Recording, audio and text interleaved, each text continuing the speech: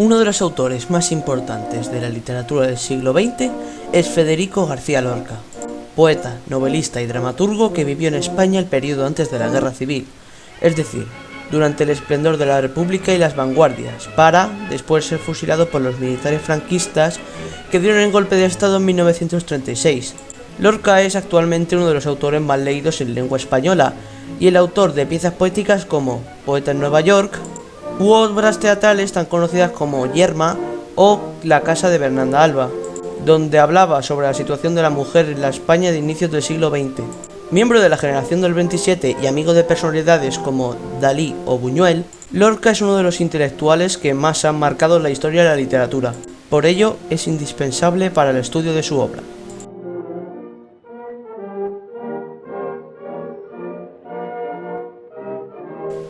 Federico del Sagrado Corazón de Jesús García Lorca nació el 5 de junio de 1898 en Fuerte Vaqueros, Granada, y murió el 18 de agosto de 1936. García Lorca fue el hijo de Vicenta Lorca, maestra que le inculcó su placer por la lectura y la literatura. Durante su infancia vivió en su pueblo de Granada, en un ambiente rural y tranquilo. Sus estudios superiores los realizó en la Universidad de Granada, en la capital, donde hizo la carrera de Filosofía y Letras, además de licenciarse en Derecho. Aquí fue donde conoció a Manuel de Falla, gracias al que desarrolló su gusto y admiración por todo lo folclórico y popular de su tierra. En 1917 escribió su primer artículo hablando de José Zorrilla y, un año más tarde, publicó su primer libro titulado Impresiones y Paisajes, que fue editado gracias a la inversión económica que realizó su padre. Durante esta primera época estuvo en contacto con otros poetas y estudiantes de su misma generación, como por ejemplo Jorge Guillén, Rafael Alberti, Dámaso Alonso y artistas de la talla de Dalí o Buñuel. De hecho, le escribió un poema a Dalí, titulado Oda a Salvador Dalí.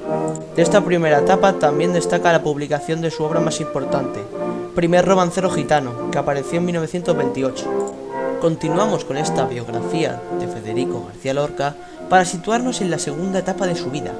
En 1929, el autor se fue a Nueva York, ciudad en la que residió hasta 1932, y que marcó fuertemente el estilo y la concepción del mundo que tenía el poeta.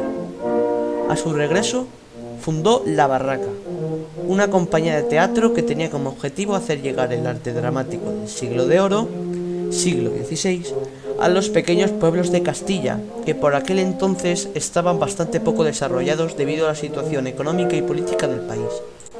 Es en esta etapa cuando García Lorca comienza a tener un fuerte interés por el teatro. ¿Por qué? Porque comienza a tener deseos de que la sociedad, el colectivo, se instruya y por tanto pueda ver el cambio o la evolución social que tanto anhela, ya que Federico García Lorca era de políticas progresistas y liberales. Durante los últimos años de su vida, Lorca estuvo más centrado en la creación teatral que en la poética y participaba no solo en la creación de la trama, sino también en el montaje o en el atrezzo de cada pieza. En 1936 vuelve a Granada, su ciudad natal, donde es detenido por el régimen franquista y fusilado por sus ideas liberales y revolucionarias. En la actualidad, Federico García Lorca es el poeta español más leído de todos los tiempos.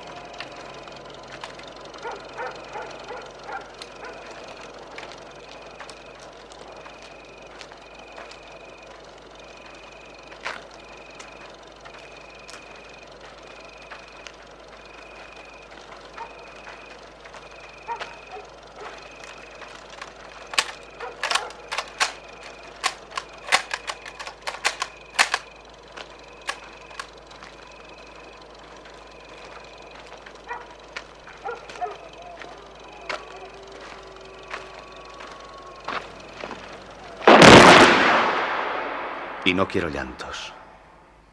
La muerte hay que mirarla cara a cara. Silencio. A callar, he dicho.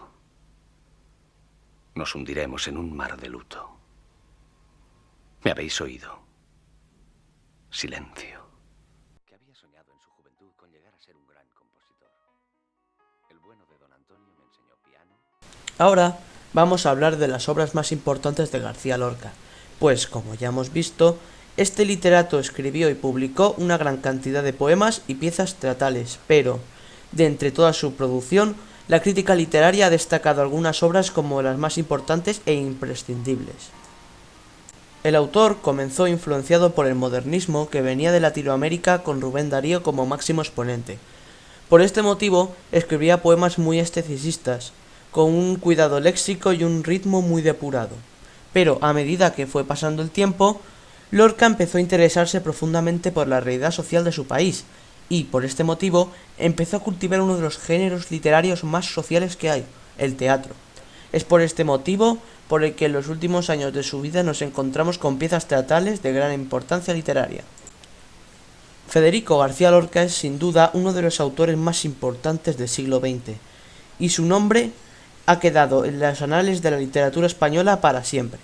En cualquier manual de literatura, el nombre de Lorca aparecerá de forma obligada, ya que fue uno de los autores que consiguieron alcanzar un gran esplendor con obras como, por ejemplo, Yerma, Bodas de Sangre, Poeta en Nueva York y otras más ya mencionadas anteriormente en su biografía.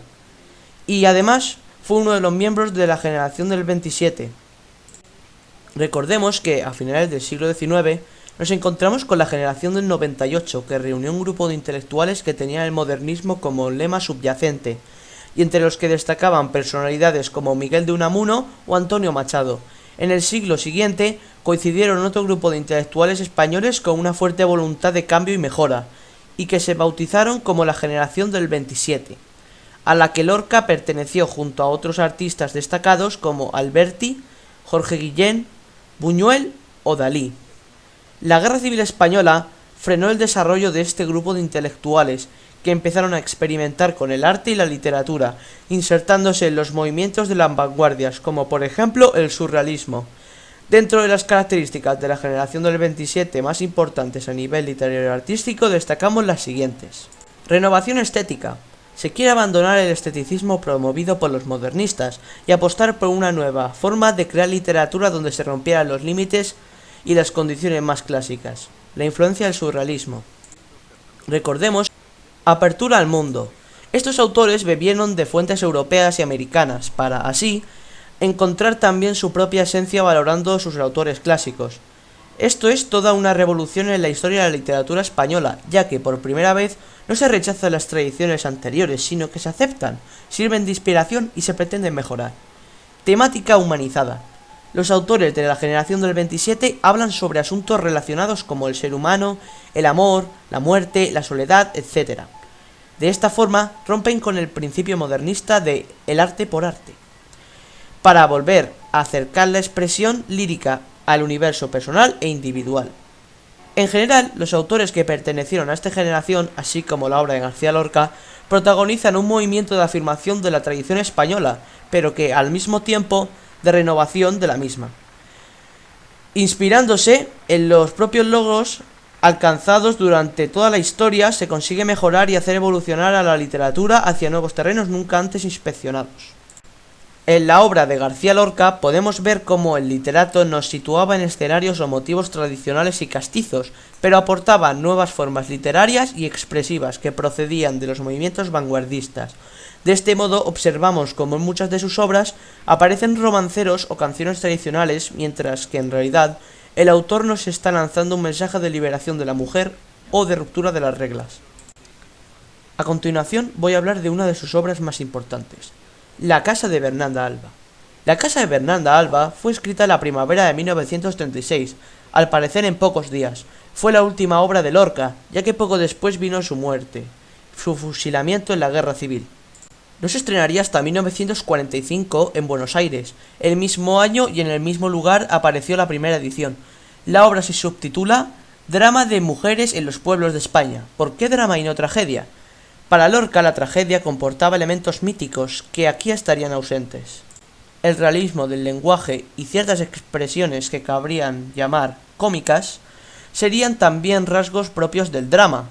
Sin embargo, por la esencial impresión de necesidad de la catástrofe, de lo inexorable de la frustración, hablaríamos de tragedia. Planteamiento y temática. Tras la muerte de su segundo marido, Bernarda Alba impone a sus 5 hijas como luto una larga y rigurosa reclusión. Se trata de la exageración de una costumbre real, de una tradición llevada a extremos increíbles.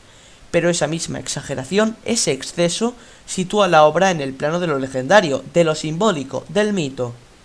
En esa situación extrema, los conflictos, las fuerzas, las pasiones se agrandarán, se desarrollarán hasta la exasperación. Catalizador de las fuerzas encerradas en la casa será la figura de Pepe el Romano, pretendiente o novio de Angustias, hija mayor y heredera, pero traído por la juventud y belleza de Adela, la menor, y amado a su vez por Martirio.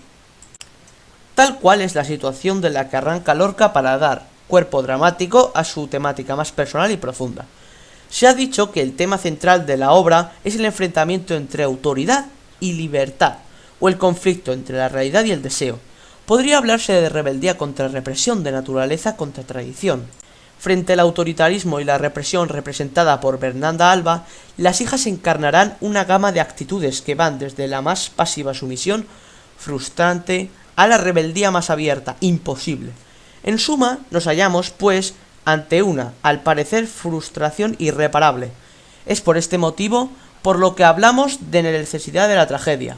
Las raíces de la frustración se pueden situar en un plano social con un fuerte componente moral, lo cual conduciría a señalar una serie de temas conexos con la temática central, la moral tradicional y la presión social sobre los individuos, las diferencias sociales con lo que llamaremos el orgullo de casta y, en fin, la condición de la mujer en la sociedad española de la época.